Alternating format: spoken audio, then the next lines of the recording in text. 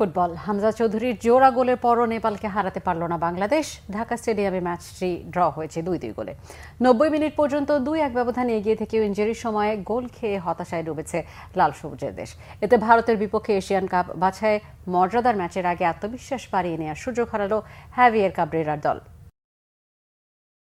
বাংলাদেশের ফুটবলকে জাগানোই যাচ্ছে না। স্প্যানিশ কোচ প্রবাসী ফুটবলার সর্বোচ্চ সুযোগ সুবিধা দিয়েও হতাশা থেকে বের হতে পারছে না এদেশের ফুটবল।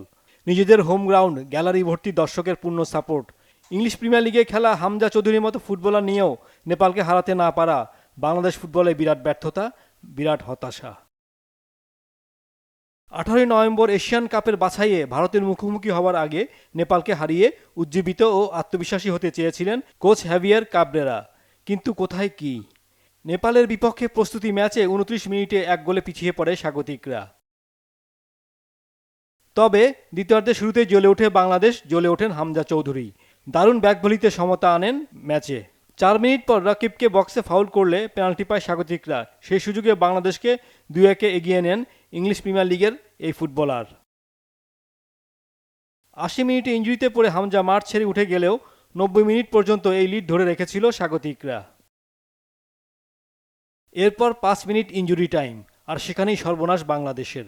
কর্নার থেকে বাংলাদেশকে হতাশায় ডুবিয়ে 2-2 সমতা আনে নেপাল। তাতে 2000 সালের পর নেপালের বিপক্ষে জয় অধরাই থেকে গেল। এর আগে এশিয়ান কাপ বাছাইয়ে হোম ম্যাচে হংকংয়ের বিপক্ষেও ইনজুরি সময়ের গোলে 4-3 ব্যবধানে হেরেছিল বাংলাদেশ। সাইফুর রহমান চৌধুরী, বাংলা ভিশন, ঢাকা।